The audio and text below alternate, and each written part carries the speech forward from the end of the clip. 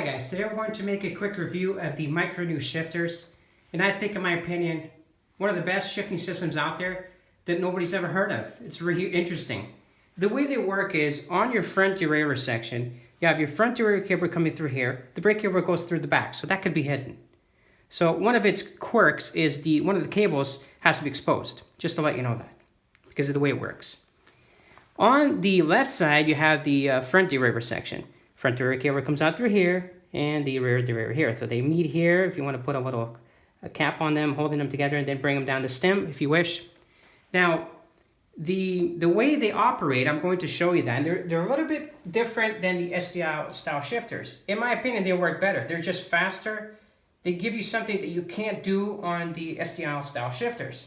I'm going to sit here, and I'm going to actually put them in my hand, okay? And we'll first talk about the angle.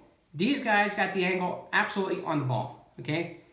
The way that they did it, they have a 60 degree, I think it's at least 60 degrees, if I'm thinking here, if I'm looking at it correctly. So it's pretty wide. That means that your hands can be out there and still be able to grab the handles and the brake levers perfectly on there without slipping. It's perfect, absolutely perfect angle. Here's how these shift levers operate, to let you know. First of all, your brake lever does not move.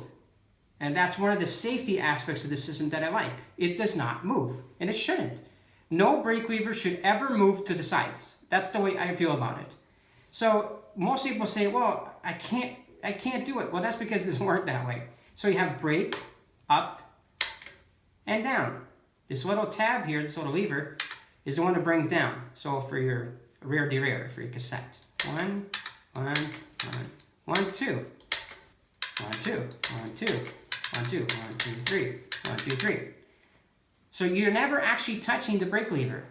The brake lever is just sitting there, and these levers are conveniently all here. So you can either use this finger, that finger, or you can find your own way to do it all at the same time. I've actually gone to the little, the baby finger here, where I actually sit here and move, and you actually use that one to shift. So basically it's kind of like a trumpet kind of thing, where you have 3 fingers there. So these ones sit in the front, and these two, the index finger and the pinky finger here, they shift.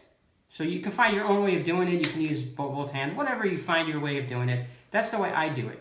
So basically I sit here like this. So it's like this, and then shift these 2 fingers back, and now I can go up and down right away without moving that big lever. Why is this safer to use this system? Since SDI has been around for so long, and every pro uses it, everybody uses it. Well, I'm not a pro. I like convenience. I like things that are safe. I like things the way I think they should work, not the way Shimano thinks they should work. Shimano thinks that your brake lever should move inward. No, no, no. I don't think that that's the correct way of doing this. I understand why they got rid of one lever, because you can use now one lever for both functions. But that's quite a big problem there, because your brake lever has now been affected. Because if you're going around a corner, and this has happened to me a few times on the Savage bike, because it has the 105 style SDI shifters, where I was actually pushing the brake lever, and I accidentally shifted up on the cassette. And I thought that was very weird. Why did I just shift up when I was braking? Well, that's because when you're tipping on a corner, you're putting more weight on this side. So you will eventually have a bad shifting time. So sometimes you'll go to brake, but you'll shift by accident. So the other side here works the same way as the other side. So it's just for the 2 front rings. And you see here it says L2, and that's for meaning 2 rings. So again, you shift up, and then you shift down. It's that simple. It's got 3 positions. That's it. There's nothing else to talk about this. It's the same thing as the other side, except for the front rear. Now, why is it important to have these features here? I'm going to explain something to you. On a corner, you have a corner coming up, and you have a little ascent coming up, going up, so uphill. In an SDI style shifter, this is what you do. This is what I do on this saddle. I brake a little bit to prepare so I can get off the bike and get ready for it, and I move the brake lever up and shift up. Everybody does that. What I do on the GMC Denali bike, which I also have these levers, is this. Now, pay attention to what I just did. This cannot be done on the STI style shifting system. Absolutely can't, because it doesn't work that way. Now watch this. So I'm 18, I want to go to 21s, tooth rocket, whatever I'm climbing. I can brake, anticipate, get up, use one of these fingers, whichever one is convenient to you, shift up, and I'm still braking. I'm still holding it. So all in one shot. So you can go like this, and might go. Normally with STI, this is what you have to do. So you have to brake if you want to do a braking, if you're not going to actually brake. If you don't brake, it's easier. You can just shift up. But if you do have to brake, in the middle of that, you can move the lever this way. But it's very dangerous because now the lever's dancing all over the place. Where on this system, each lever corresponds to a different function. So a lever is not doing a half function. It's doing a full function of going up, full function going down, full function braking. So you can never get your shifts wrong. So you can anticipate going up, you can anticipate going down. See that? Now this little lever, I found a little neat trick to it where if you slide down, you'll be able to shift down. So you're not actually shifting it, pushing it forward like STI style shifting, where you do have to move it forward to come down. On this one, you just come down. So you can just go like this. Just push it down. The way that works is because these levers have a surface on them, so your finger doesn't slide off. Your finger actually rubs up against it. Very nice surface on them. And it's the same thing on the other side. They both have the same surface. So the only downfall of the system is, of course, the cable. The shifting cables have to come out through the side. And you have to decide, okay, on your bike if you really want that look. So the way I'm going to do on the new bike build is simple. We have these little plastic tabs that hold the cables together. And I'm going to have the cables come in and they loop down. Notice the position. They do come down. Then they come back in here and loop. And then we'll put the little tabs. And then it goes down the stem. Down the stem and then out this way. So the angle's correct. The levers are correct. Here's what it looks like from underneath with the clamps. The clamp is actually very good. It wasn't rough. I checked it to make sure before I put it in because this is it's carbon fiber. So you have to make sure that you check the inside of the clamp to make sure it's not rough. If it's rough, you might have a problem when you tighten this, okay? Be careful with how hard you tighten this. Always do it by hand first, okay? The reason is because your hand can feel pressure much easier than the torque wrench. Torque wrench will give you clicks, but there's nothing like your body to actually feel that. So the final one should be the torque wrench. The final, you set it for the correct torque. But always do it by hand first, so that way you clamp it down, then finalize it by the torque wrench.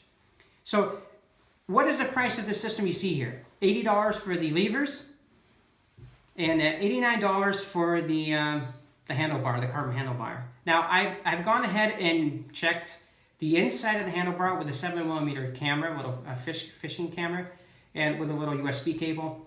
And I looked on the laptop and looked in there, and the tubes are very well made. Absolutely perfect here. There's nothing wrong with them. The only issue is, and of course this could be with also your expensive handlebars, is when it comes in to these flat areas here where they're very aero, it's very hard to make this smooth, to make a counterwall very smooth in there because there's not enough space, okay? So in this section, when I brought the camera in here, starting here, everything was here, good. But when it came through here, you could see that it wasn't a complete flattened surface. There's a little bit of layers one on top of each other. Not very high. There's no fraying of any carbon layers, so that's good. That's what you don't want. So you don't see any carbon fiber exposed. It's just the way when they glued it together with a resin, it's just hard to make this concave enough. And it's on both sections, so both sections have the same issue. Again, they're $89. For $300, I would expect a different building process to make that very smooth because you're paying $300 for a pair of handlebars. They should absolutely be perfect. But surprise, surprise, you should check that because most of them have the same problem, okay? At any rate, I think to me, in my opinion, this is one of the best shifting system ever designed, in my opinion. That's just me. I'm not a pro. Pros will probably laugh at me and say, that's retarded. Why would I use that? I just have 2 levers, that's all I need. That's fine. In terms of weight, these are not as heavy as, more heavier than the STL style shifters. The only thing is you have the extra little shifter here for down. That's pretty much it. They're both steel and they have the plastic handle part section here, so it's smooth on your hands. What can I say? For $80, you have a perfect shifting system that's faster than anybody has on STL style shifting. So on a corner, right? Try doing that with your STL style shifters. It's more dangerous to do that on a corner. On a corner, when I'm braking, I know I'm safe because this brake lever is not going to move side to side. It's not doing anything except braking. So again, anybody out there who laughs at this system clearly doesn't know the reason why you should be using this system in the first place. You want speed? This is it. You want reliability? This is it. True, tested on the cheap bike. I've been busting the crap out of this system there. No problems whatsoever for a long time now. And I shift all the time, always constantly shifting. In terms of attaching it to carbon forks and stairs, you know, that kind of thing with carbon parts. The clamps, always check them. These ones actually were pretty good, so I didn't have to do anything. But if your clamps are a bit rough on the inside, you have to sand it down, okay? Be careful of that. So make sure they're very smooth on the inside. Other than that, the only downfall of the system is the shifting cables have to come in through the outside. Just the way that they work, that's the way that it works, okay? Okay, so I give this product an absolutely 10 out of 10, absolutely no doubt about it. In my opinion, I am faster than someone on an STL style shifter. I've proven it many times. On cornering, there's no way you can catch anyone on this system because he can do what you can't. Because he feels safer. Because when you go around a corner and you're not touching your brake lever to shift, you feel more confident because you know that you're not moving around a big lever. That's a big area of your bike to be moved around on a corner. That's very dangerous. Okay? So anyways, that's my opinion. Okay? Don't go out and buy these because I told you to go buy them. I say to check these out to see if they work for you. If you're willing to trade the cables coming out through here to get faster shifting, more safe shifting, more safety around corners, because in my opinion, I've experienced that where on the Sava bike, I've actually shifted by mistake when I was pressing the brake lever because the brake lever is 105 and you can use it to shift. So that's happened a few times and it was quite scary because I was trying to brake and I shifted at the same time. It was kind of, what's going on here? But that's how those shifters work, so you have to be very careful. I think Shimano, in my opinion, wanted to set up the system this way. I think that was their intention. Brake, and when you shift up, use it. They didn't really meant for you to brake and then shift up at the same time, okay?